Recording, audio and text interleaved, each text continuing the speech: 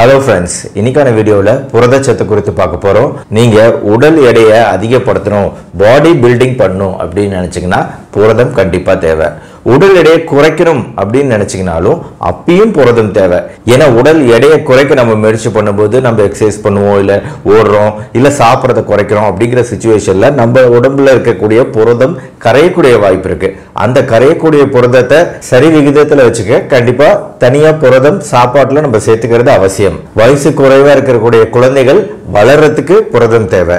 வயசு அதிகமா இருக்கிற பெரியவங்க அவங்களோட உடல் நலத்தை பாதுகாத்துக்க அவங்களுக்கும் புரதம் தேவை. ஆக சிறு வயது குழந்தை முதல் பெரியவர்கள் வரை எல்லாருக்குமே ஒரு தரமான புரதச்சத்து அப்படிங்கிறது அவங்க உணவுல என்னைக்குமே தேவைப்படுது. சோ அப்படிப்பட்ட புரதச்சத்து எங்கிருந்து கிடைக்கும் நாம பொதுவா நினைக்கிறோம்னா விலங்குகள், அதாவது அனிமல் புரோட்டீன் சொல்லக்கூடிய சிக்கன், ஃபிஷ், மீட் போன்ற வகைகள், முட்டை, இதுல தான் நல்ல குவாலிட்டியா கிடைக்கும்னு நினைக்கிறோம். ஆனா சைவ உணவு வகைகள்லயும் நல்ல தரமான குவாலிட்டியான புரோட்டீன் கிடைக்கும். சோ அந்த உணவுகள் என்னென்னங்கறத ஒன்னொன்னா பார்ப்போம். Welcome to our channel doctor Karthikeyan. So சைவ உணவு வகைகள்ல நல்ல தரமான குவாலிட்டியான புரோட்டீன் ஃபர்ஸ்ட் நான் எதுல கிடைக்கும்னு சொல்லுவேன்னா காளான்ல கிடைக்கும். காளான்ல வந்து 100 கிராம் காளான் சாப்பிட்றோம்னு வைங்களேன், அந்த 100 கிராம்ல கிட்டத்தட்ட 5 கிராம் அளவுக்கு நம்மளுக்கு நல்ல புரதம் கிடைக்கும். இது இல்லாம வைட்டமின் டி, நார்ச்சத்து போன்ற வேற சில சத்துக்களும் காளான்ல அதிகமா இருக்கு. ரெண்டாவது சிம்பிளான விஷயம் தான் நிலக்கடலை. இந்த நிலக்கடலை எல்லாருக்கும் பிடிச்ச இந்த நிலக்கடலை 100 கிராம் நிலக்கடலை சாப்பிட்றோம் அப்படின்னு வைங்களேன், அந்த 100 கிராம்ல கிட்டத்தட்ட 26 கிராம் அளவுக்கு நம்மளுக்கு நல்ல தரமான குவாலிட்டியான புரதம் கிடைக்குது. ஸோ நிலக்கடலை இன்னொரு நல்ல சோர்ஸ். மூன்றாவது தரமான புரதம் நம்மளுக்கு கீரைகள்ல கிடைக்குது. கீரைகள் வந்து எல்லா கீரைகளுமே நம்மளுக்கு நல்ல நார்ச்சத்து, இரும்பு சத்து மிகுந்தது தான். வைட்டமின் ஏ சத்துக்களும் அதிகமா இருக்கக்கூடியது கீரைகள். ஒரு 100 கிராம் கீரை சாப்பிடும்போது அதுல வந்து நம்மளுக்கு ஒரு 5 கிராம் அளவுக்கு நல்ல தரமான புரதம் கிடைக்குது. பிளஸ் கீரைகள்ல இரும்பு சத்தும் நல்லா இருக்கிறதுனால நம்மளோட ரத்தத்துல ஹீமோகுளோபின் உற்பத்தி ஆகிறதுக்கு ரொம்ப நல்லது. நாலாவது பிஸ்தா பருப்பு. இந்த பிஸ்தா பருப்பு வந்து நம்ம கொஞ்சம் காஸ்ட்லியான ஐட்டம் தான், ஆனா பிஸ்தா பருப்புல நல்ல குவாலிட்டியான புரோட்டீன் இருக்கு. அதாவது இதுலயுமே 100 கிராம் 24 கிராம் அப்படிங்கிற அளவுல நம்மளுக்கு புரதம் கிடைக்குது, 25%. அஞ்சாவது பாதாம். பாதாம்ல வந்து நல்ல ஆன்டி ஆக்சிடென்ட்ஸ் இருக்கு. பிளஸ் இதுலயும் பிஸ்தா பருப்பு மாதிரி 100 கிராம் சாப்பிட்டோம்னா கிட்டத்தட்ட 23 கிராம் அப்படிங்கிற அளவுல நம்மளுக்கு புரதம் கிடைக்குது. ஆன்டி ஆக்சிடென்ட்ஸ், வைட்டமின்ஸ் போன்ற நல்ல சத்துக்களும் இந்த பாதாம்ல இருக்கிறதுனால நாம ரெகுலரா இதை நம்ம உணவுல டெய்லி சேர்த்துக்கிறது முக்கியம். அடுத்து ஆறாவது, இப்ப கடைகள் எல்லாம் அதிகமா இந்த இது கிடைக்குதுங்க, பிரசல்ஸ் ஸ்ப்ரவுட் அப்படின்னு சொல்லுவோம். இப்ப நிறைய இந்தியாவில் விளைவிக்கப்பட்டு கிடைக்கிறது இந்த பிரசல்ஸ் ஸ்ப்ரவுட். இதுவுமே நல்ல புரதச்சத்து மிகுந்த ஒரு நல்ல காய்கறி. ஏழாவது ஸ்வீட் கார்ன், அதாவது சோளக்கருது. நம்ம எல்லாருமே சோளக்கருது வந்து வேவிச்சு சாப்பிட்ருப்போம். இந்த சோளக்கருதுல வந்து நல்ல புரத சத்து இருக்குங்க. ஒரு சோளக்கருது சாப்பிட்டோம்னா அந்த ஒரு சோளக்கருதுலேயே 5 to 10 கிராம் அளவுல நல்ல குவாலிட்டியான புரோட்டீன் நம்மளுக்கு கிடைக்குது. சோளக்கருதுகளோட இன்னொரு விஷயத்தை கேட்டா ரொம்ப ஆச்சரியப்படுவீங்க, அதாவது உருளைக்கிழங்கு.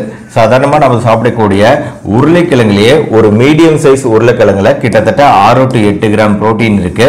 ஸோ உருளைக்கிழங்கு கேஸ் பல பிரச்சனைகளை உருவாக்கக்கூடிய ஒரு காய்கறி தான்.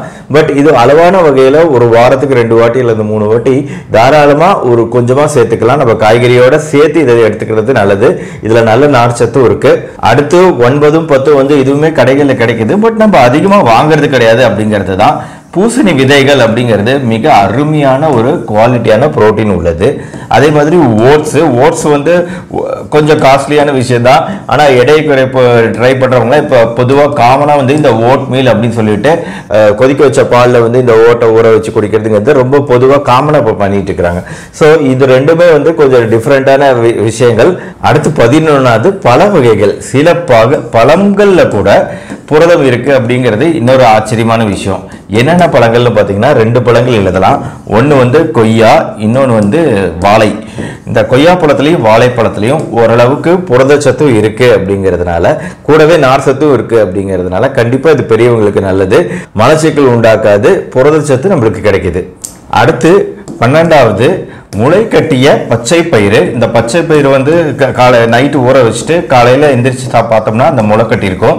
ஸோ இதுல வந்து நம்ம 100 கிராம் சாப்பிட்றோம் அப்படின்னா அதுல ஒரு 8 கிராம் அளவுக்கு நல்ல குவாலிட்டியான புரதம் கிடைக்குது. பிளஸ் காலையில பசியை கட்டுப்படுத்துறதுலையும் காலையில ஒரு ஆரோக்கியமான உணவாகவும் இந்த முளை கட்டிய பயிர் இருக்கு. தாராளமா இதை உணவுல சேர்த்துக்கலாம். அடுத்து 13 பால், இந்த பால் சார்ந்த பொருட்கள்ல நிறைய புரதச்சத்து இருக்கு. உதாரணத்துக்கு பன்னீர். இந்த பன்னீர் பொறுத்த வரைக்கும் ஒரு 100 கிராம் பன்னீர் எடுத்துக்கிட்டோம் அப்படின்னா அதுல வந்து 18 கிராம் அளவுக்கு நம்மளுக்கு புரோட்டீன் கிடைக்குது. அடுத்து 14 இது வந்து சோயா உருண்டைகள். இந்த சோயா உருண்டைகள் பெரிய உருண்டை சின்ன உருண்டைன்னு கிடைக்கும்.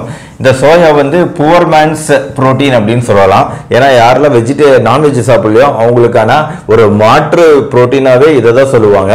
ஏன்னா அந்த அளவுக்கு இதுல மிக அதிகமான புரோட்டீன், கிட்டத்தட்ட 50%. அதாவது 100 கிராம் இந்த சோயா சாப்பிட்றோம்னா, சோயா சங்க்ஸ் சாப்பிட்றோம்னா அதெல்லாம் 52 கிராம் அளவுக்கு நம்மளுக்கு 50% ஹை குவாலிட்டி புரோட்டீன் கிடைக்குது. அடுத்து 15 இது வந்து கருப்பு உளுந்து வந்து நம்ம பல்வேறு வகையில உணவுகள்ல யூஸ் பண்ணிட்டு இருக்கோம்.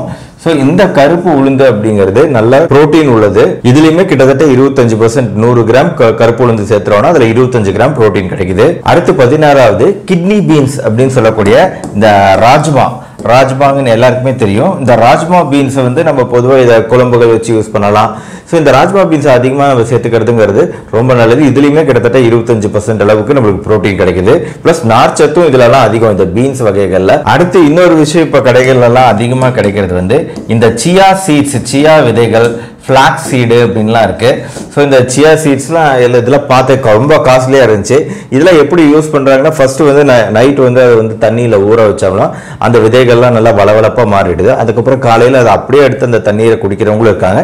இல்லைனா வந்து எலுமிச்சை ஜூஸ் இந்த மாதிரி ஜூஸஸ் போடும்போது அதில் வந்து இந்த சியா சீட்ஸை கலந்து குடித்தாலும் அதில் இருக்கக்கூடிய நார்ச்சத்து ப்ளஸ் இதில் ஒமேகா 3 ஃபேட்டி ஆசிட் போன்ற பல விஷயங்கள் இருக்கிறதா. ஸோ அதனால இப்போ நம்ம ஆளுங்களும் நிறைய இதை யூஸ் பண்ண ஆரம்பிச்சிட்டாங்க. ஸோ வாய்ப்பு இருக்கிறவங்க இந்த சியா சீட்ஸை வாங்கி வச்சுக்கிட்டு அப்பப்போ யூஸ் பண்ணிக்கிறது நல்லது. கடைசியா நான் சொல்லக்கூடிய தரமான ஒரு புரதச்சத்து வெஜிடேரியன்ல அப்படின்னா அது வந்து கொண்டக்கடலை தான். இந்த கொண்டக்கடலை வந்து கருப்பு கொண்டக்கடலை, வெள்ளை கொண்டக்கடலை அப்படின்னு 2 வகையிலையும் கிடைக்குது. இது ரெண்டுமே வந்து ஈக்குவல் அமௌண்ட் ஆஃப் புரோட்டீன் இதுல இருக்கு, ஈக்குவல் அமௌண்ட் ஆஃப் புரதம் இருக்கு. 100 கிராம் இதை சாப்பிட்றோம் அப்படின்னா அதுல கிட்டத்தட்ட 10 கிராம் அளவுக்கு நம்மளுக்கு புரதம் கிடைக்குது.